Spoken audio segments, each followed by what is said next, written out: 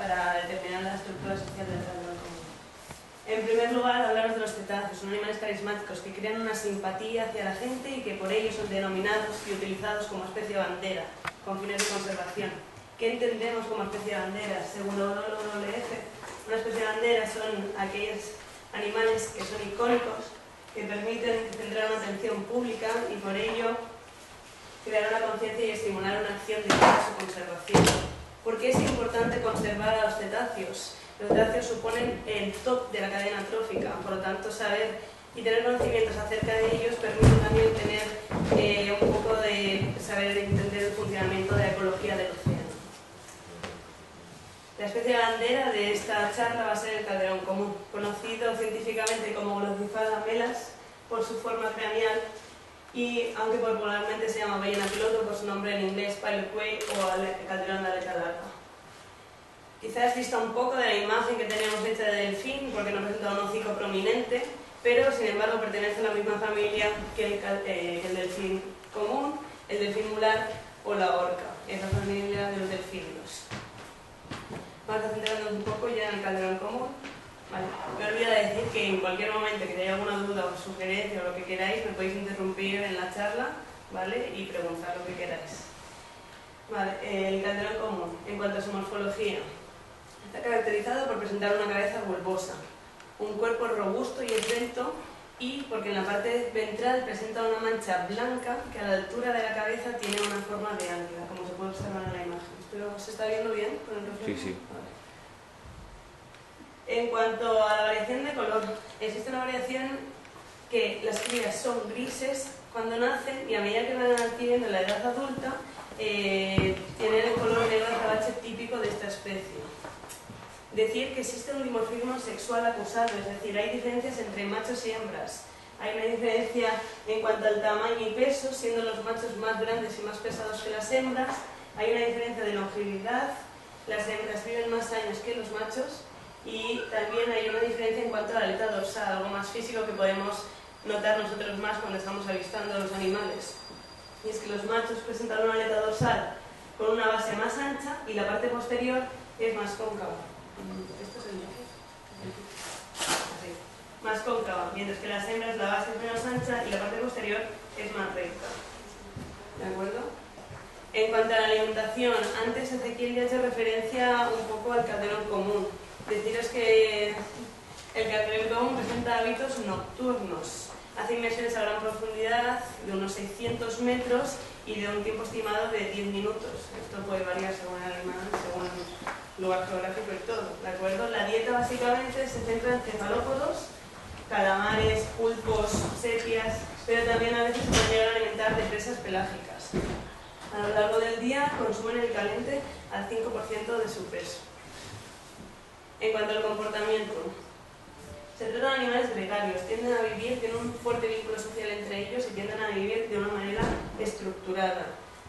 La estructura social se cree que es igual, bueno, las investigaciones ya van más avanzadas, que es matrilineal, igual que las orcas, es decir, el grupo está formado por madres e hijos. Hay una madre matriarca, digamos, ¿vale? Y toda la descendencia, madres e hijos. Un 60% del grupo puede ser de hembras. Y son los machos los que se van desplazando a otros grupos para poder reproducirse. Estos grupos sociales están formados entre 10 y 200 individuos, aunque a veces se ven congregaciones de más individuos. Otra característica del comportamiento de estos animales es que suelen permanecer inmóviles en la superficie. Cuando lo hacen de forma compacta. Esto facilita también de cara al avistamiento de cetáceos a que sean más fácilmente avistados y la aproximación del barco siempre y cuando se respeten las distancias de seguridad para el bienestar del animal. Más curiosidades de su comportamiento puede ser el spike hopping, que es un movimiento que hacen, ellos salen perpendicularmente a la superficie para echar un vistazo y espiar de alguna manera qué tienen a su alrededor. Otro comportamiento son los coletazos, son animales territoriales y se cree que los coletazos que proporcionan a la superficie es como para marcar territorio, ¿de acuerdo? Y también decir que se suele observar interacción con otras especies, aquí por ejemplo en el estrecho de Gibraltar, la interacción que se da más es entre delfines mulares y calderones, llegándose a ver en ocasiones incluso intentos de reproducción entre ambas especies. También con cachalotes es muy habitual verlos. Y como anécdota también que son una especie muy susceptible al varamiento. Cuando vemos noticias de que hay varamiento masivo de cetáceos, de delfines, muchas veces corresponde a calderón común y es por el fuerte vínculo social que establecen los miembros del grupo. En cuanto a la reproducción, decir también que hay una diferencia de madurez sexual. Las hembras adquieren antes de madurez sexual que los machos, que la época de apareamiento es mayo-junio, aunque también se dan algunos picos de menor intensidad en octubre. La gestación dura unos 16 meses y la cría se amamanta durante 20. Lo que pasa es que se considera que el calderón común es una de las especies que durante más tiempo pueden llegar a amamantar a las crías, y es que llegan hasta los 3 años. Las crías al nacer tienen un tamaño de aproximadamente 2 metros y unos 75 kilos de peso, y los periodos entre los partos es de 3 a 4 años, pero a medida que la hembra se va haciendo más adulta, ese periodo de tiempo se va alargando. En cuanto a la distribución y migraciones, se cree que hay dos subespecies, una en el hemisferio norte, genéticamente separados, ¿vale? Una en el hemisferio norte y otra en el hemisferio sur. La del hemisferio norte correspondería a la especie Globicephala melas melas, y la del hemisferio sur correspondería a la subespecie Globicephala melas edwardi. ¿De acuerdo? Entonces, así me gustaría deciros. En cuanto a las migraciones, decir que el calderón común realiza migraciones en función de la abundancia de sus presas. Hay veces que se pueden ver más cerca de la costa y otras que se encuentran más en zonas profundas. El calderón común habita áreas con temperaturas entre los 0 y los 25 grados. La temperatura no suele ser muy elevada. Y en las migraciones hay un individuo que actúa como líder. De ahí proviene el nombre de ballena piloto.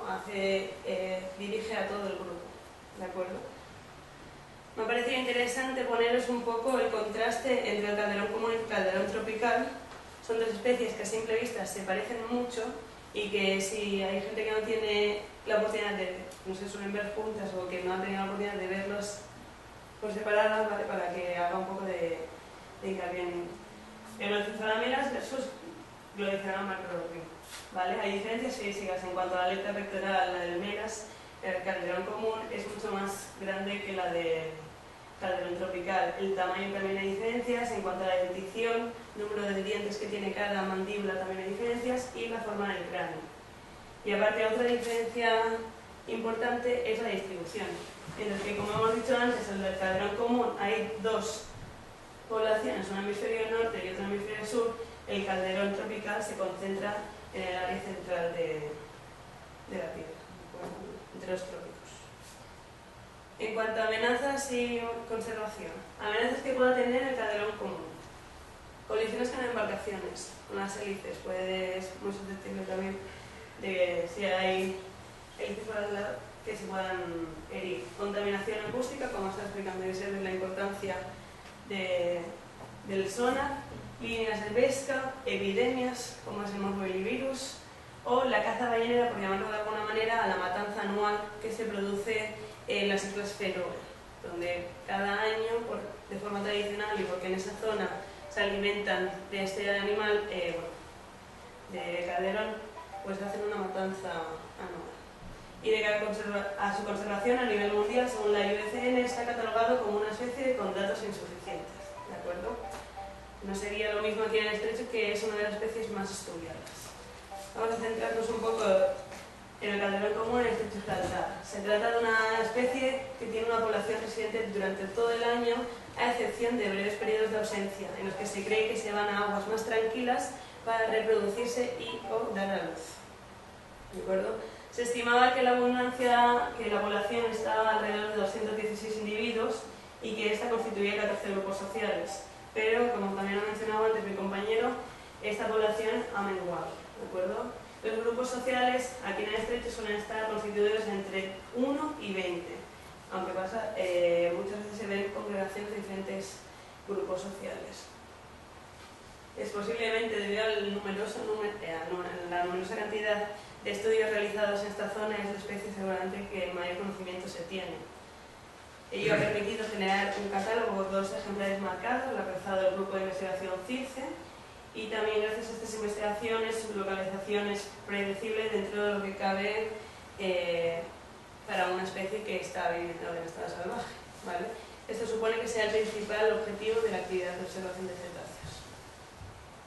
Generalmente en la época estival se concentra en un 12% del área del estrecho, ¿vale? Coincidiendo con la zona más profunda.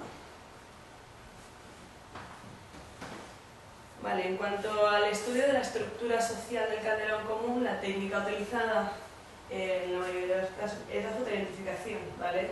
Como técnica de estudio nace de la necesidad de los biólogos de desarrollar investigaciones de migraciones, de estructura social, de comportamiento. Y es que la fotoidentificación nos puede aportar una gran cantidad de información en cuanto a los miembros que forman una población, qué movimientos hacen y muchísima cantidad de información, ¿vale? ¿En qué se basa? En encontrar un carácter suficientemente, un carácter de una especie distintivo y que nos permita reconocer a cada uno de los individuos, que sea variable por cada uno de los individuos, ¿vale?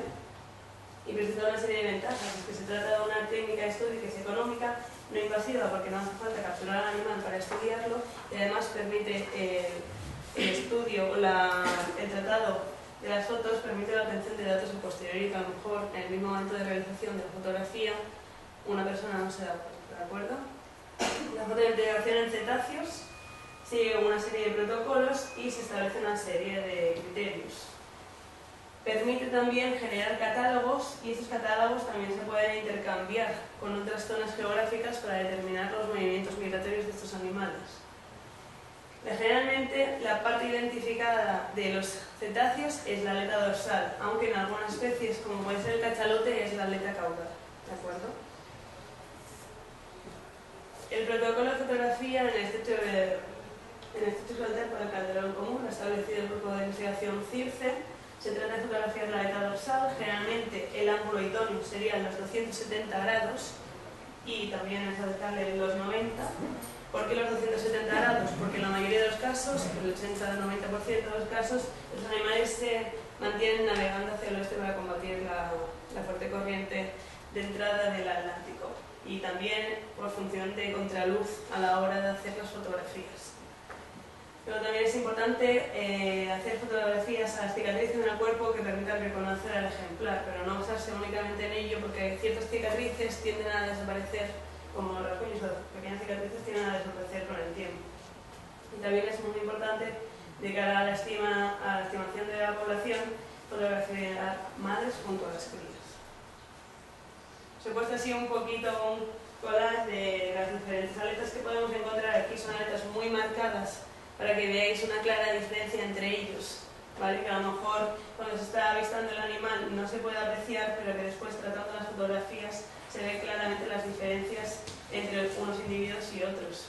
Son animales muy marcados. Estas marcas pueden estar producidas por colisiones o por enfrentamientos entre individuos de la misma especie, de los diferentes grupos sociales o con otras especies. A la hora de analizar las fotografías, se crea una base de datos, se tienen unos criterios de análisis de fotoidentificación claros desde el principio para seguir el protocolo, y por cada fotografía se tiene en cuenta el número de individuos, el ángulo en que está realizada que está el individuo respecto al fotógrafo, si la aleta dorsal está expuesta o no. Esto puede ser porque en las fotografías puede estar fotografiado más de un individuo. Como hemos dicho, son animales que en superficie están juntos, ¿vale?, en reposo. Por lo tanto, en una misma fotografía podemos tener varios individuos y algunos pueden estar en ese momento enseñando la aleta o no. Bueno, pueden estar, ¿de acuerdo? Y también se tiene en cuenta la calidad de fotografía, entre otros muchos factores. Esta metodología de fotografiación, como ya he mencionado antes, está desarrollada por el grupo de investigación CIRCE. Se compara el catálogo con todas y cada una de las aletas fotografiadas, ¿vale? Bueno, es un trabajo que lleva mucho tiempo, pero da sus frutos. ¿De acuerdo? Hay diferentes niveles de marcaje. Podemos ver, hemos dicho que en el catálogo solo están los animales que están marcados, ¿de acuerdo? Que son los que pueden permitir su reconocimiento.